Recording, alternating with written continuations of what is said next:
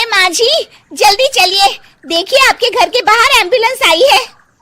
गायत्री भागती हुई दरवाजे पर आती है। तभी उसकी बहू चांदनी को एम्बुलेंस से बाहर लाया जाता है। हे भगवान, ये मेरी बहू को क्या हो गया? एक्सीडेंट हो गया माँ जी। अरे लेकिन ये कैसा एक्सीडेंट है?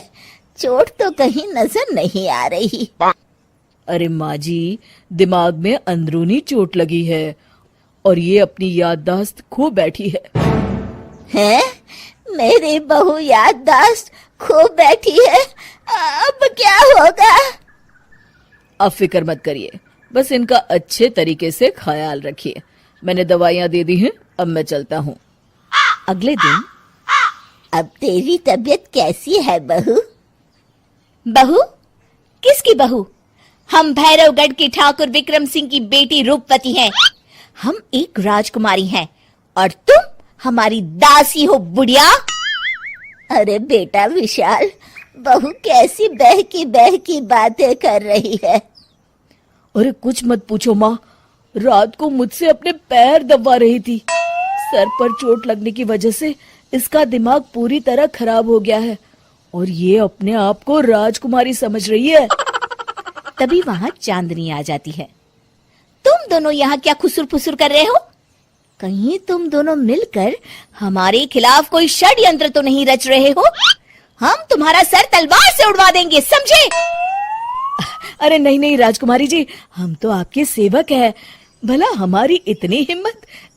कहिए, आपने यहाँ हॉल में आने का कष्ट कैसे किया? हमें बहुत भूख लगी है। ए दासी, जल्दी से हमारे लिए भोजन का प्रबंध करो। आज हम शाही कबाब खाएंगे। विशाल अपनी माँ को चांदनी की बात मानने के लिए इशारा करता है। ठीक है राजकुमारी जी, मैं अभी आपके लिए भोजन लेकर आती हूँ।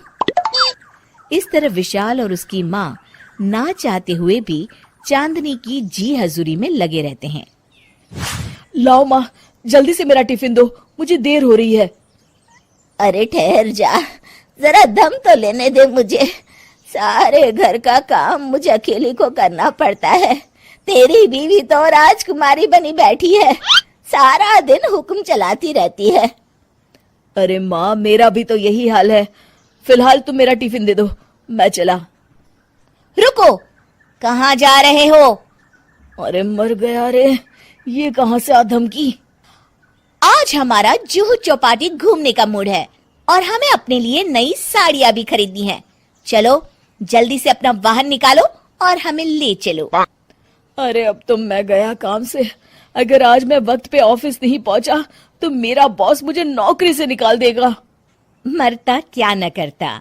आखिरकार विशाल चांदनी को घुमाने ले जाता है और चांदनी अपने लिए ढेर सारी शॉपिंग भी करती है। ए दासी, टीवी पर कपिल शर्मा के आने का समय हो गया है, जल्दी से टीवी शुरू करो। अरे वाह, कपिल शर्मा तुझे याद है, बाकी कुछ याद नहीं। बहू तू तो बड़ी चालू लगती है, अपने फायदे की हर चीज तुझे याद रहती है।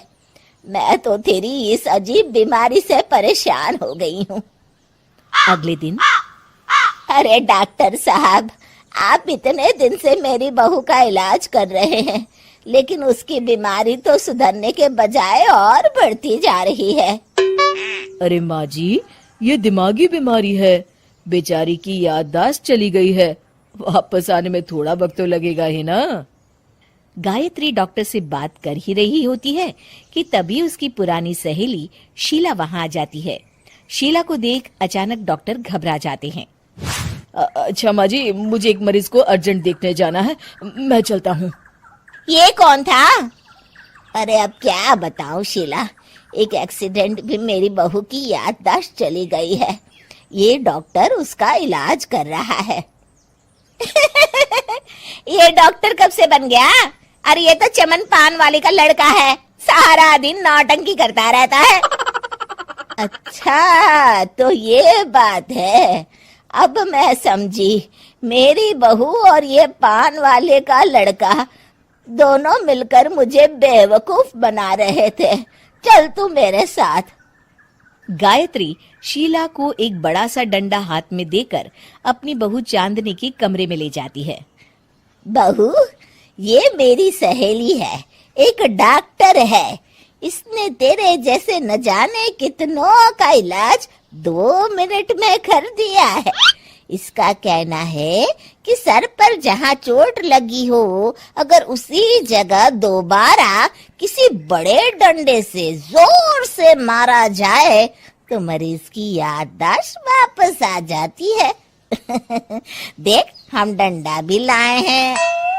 अपनी सास की बातें सुनकर और हाथ में बड़ा डंडा देख चांदनी घबरा जाती है। अरे बाप रे, मैं तो फंस गई। इस डंडे की एक बार की वार से ही मैं तो चारों खाने चित हो जाऊंगी। अब क्या करूं, क्या करूं, क्या करूं? लेकिन गायत्री, डंडा सर पर ठीक उसी जगह लगना चाहिए जहाँ चोट लगी है।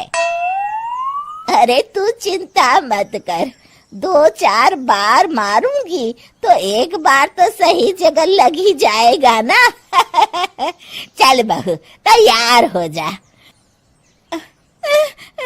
अरे नहीं नहीं माँ जी, मुझे मत मारिए। दरअसल घर के काम करने से बचने के लिए मैंने ये सब नाटक किया था। मुझे माफ कर दीजिए, मैं कान पकड़ती हूँ। दोबारा ऐसी गलती कभी नहीं करूंगी।